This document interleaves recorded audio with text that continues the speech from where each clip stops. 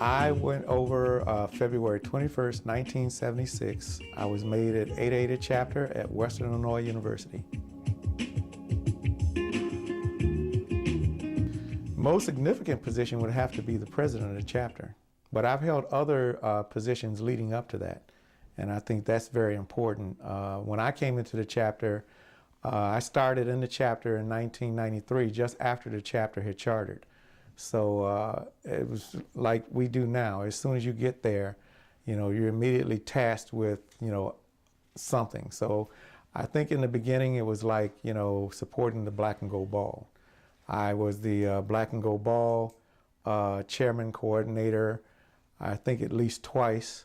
And from there, you take on other activities and other positions. So this is what I did. And, each time it just elevated to another position. So I eventually did some other things, managed some other projects we had, activities, and then I was the vice president to Jeff Johnson, which is also another anybody who wants to be president, I think, should be a vice president prior to being president, because there's so much that you have to do. In your presidency, one of the things that I saw most is that for your first year, you're working with the chapter, you're doing a lot of things, you're trying to learn a lot of things. But that second year, you have a lot of activities you're doing. You're going to conferences, you're going to conventions, if there's conventions, you're doing all these things. So the vice president actually has to do a lot more work, because they're looking over all the activities, the different chairmen of different projects and activities. And they're the ones that's gathering that information and bringing it back to the chapter. So I think that the vice president is a very important role in stepping up to president, but in becoming president, I think that is a great achievement for any brother that's in the chapter.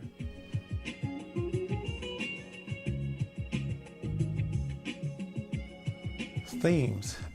One thing I tried to do is carry over a theme that Brother Johnson had when he was president, and that was we kind of had what we call fundraisers, but we called them fundraisers. So there was a lot of different things that we did. We actually we had casino trips where we actually took bus trips to Dover and we spent time at the casino. That was something we had a very good thing we worked out with the bus company and with the casino in Dover. So that worked out very well for us. The other things we started doing was trying to have things like, I think we actually went after, it may have been in Jeff's administration, where we started having the golf tournament. And that was something too that, we tried to bring brothers out, but not just brothers, but people who would support the chapter and come out and golf and do fun things. But there was a lot of other things that we did. We did all of the programs. We actually had programs like the Project Alpha. We had the voters, voteless people is a hopeless people. We did all of the things that are required by the fraternity. So doing those things also, you have to, as president, and I think the brotherhood is very good. The brotherhood, we have most of the brothers. I mean, this is one of the things I always tell people, that it's difficult to manage managers. And this is, even though we do this in our own jobs and like that, but when you think about the brothers that are coming to chapter meeting, those men who are alphas involved in the chapter, they're all leaders in the chapter. They're all leaders in their jobs, leaders in the community, in different activities that they're doing, and they bring that to bear. So when you're president, you in a sense also have to respect their positions, respect their input, and gather that input in order to keep the fraternity moving forward, at least the chapter moving forward in the community. And I think that's very important. So you've got to know your brothers, you've got to know the ones that are actually working and doing these things. And unfortunately, sometimes we will lean on those brothers that, do a lot of work. But we also try to encourage the brothers to come out, because some of them feel that they're new to the chapter and they're not ready to come out and do something. But we try to get them started almost like baby steps, give them the little projects and things that they can do. And this way they get that experience in the chapter. And that's very important. I think it's very important to build that leadership until you become president. Oh man, challenges. I don't know. Challenges, I would say, is trying to manage your personal life and manage your fraternal life. At that time, you know, my kids were still young. I think they were still in grade school. So, I mean, I had Boy Scouts, Brother Middleton, you know, our sons were in the same scout troop when they reached Boy Scouts, but I also had Cub Scouts. And, you know, so you're trying to balance, you know, Boy Scouts and Cub Scouts, and you're trying to manage fraternal life. And also, too, I was pursuing my master's degree at American University in information systems. So I'm taking classes, I'm sitting up at night, I'm trying to, you know, manage, you know, everything that's going on in the chapter.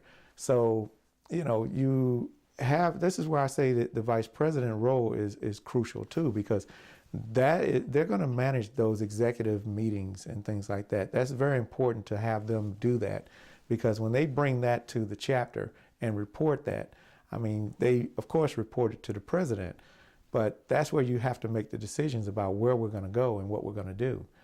Those are things that I thought was very important. It's challenging. And also, too, I mean, I will admit, you know, we have brothers in the chapter. Sometimes, you know, just remember names. When you've got 40 to 50 men in a chapter meeting and you're trying to remember names of brothers when they raise their hand, you want to respect that brother. You want to recognize them. But there are times that, wow, you just can't remember all the names. It might be 6 months or so, into your presidency. It might even be a year, because some brothers will attend a meeting and then, you know, they're gone for several months and they come back. So now there's a challenge too of trying to remember that brother.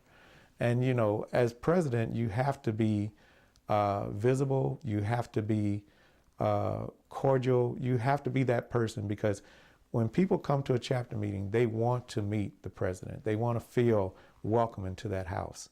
And, you know, it's not a challenge. I mean, actually, it's one of the more comfortable things to accept someone and bring them in and say, you know, brother, come on in, and, you know, this is the house of Alpha. You feel comfortable in this house.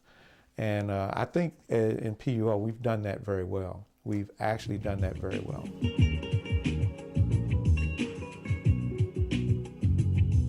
Oh, man, wow. I have to go back. I mean, I was president 10 to 12 years ago. I'm not sure. I mean, I have the award at home, Alpha Man of the Year. I'm one of the Alpha Man of the Year brothers. I have the certificates of appreciation. Many times you may not think of what you're doing, but the brothers recognize, they see what it is that you're doing, and they recognize you for those efforts. I think during my administration, what I wanted to do, I wanted to move us into the somewhat technical realm. I wanted to get the chapter where we started putting our information in the databases. I wanted to create databases and do things like that so that we could move forward. And this is one of the reasons that my vice president, Andre Watkins, you know, has that background. And together, I wanted to move us forward so that we could start recording, managing that knowledge that we have. And by managing that knowledge, other presidents, you know, that come after us would know, you know, where we were and see where they can build and move forward. So that was some of the things that I wanted to initiate, because those were some of the things. We were still taking baby steps. I was the 5th president, so we were still taking baby steps in the infancy of PUL and trying to move that forward. And with each president, we get better and better. I've seen where, you know, not only have we reached that point where we're actually keeping our data and managing our data better, but we're moving forward with that.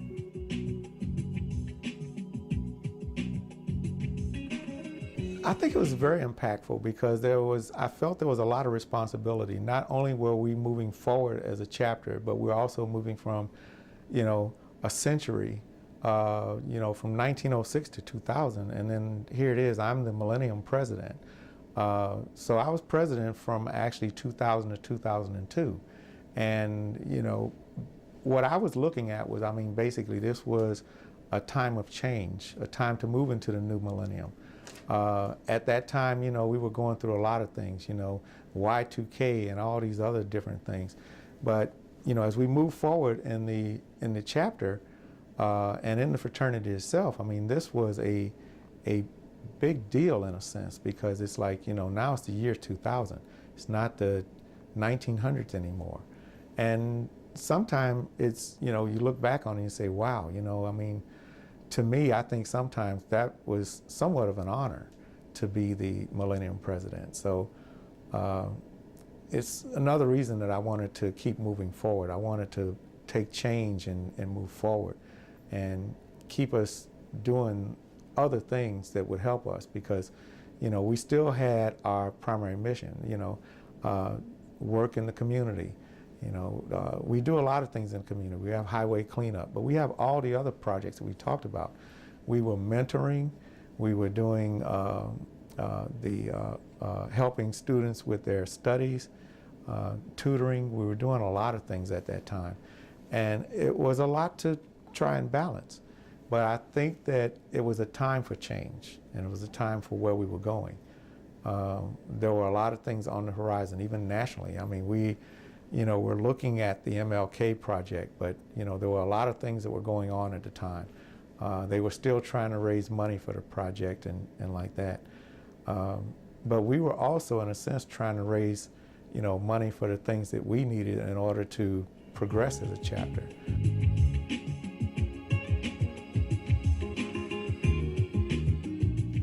I joke with people, past presidents, about our president's row in the last row of the meeting when we go.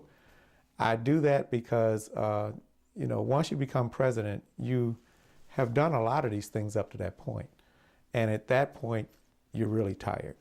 You're really tired. So it's not that you draw back from everything, but you're there. You're there to assist and enable the current president, give them advice, mentor them, and help them to move forward. And it's not just myself, but it's all the past presidents that are there for the current president to help them achieve their goal in becoming president.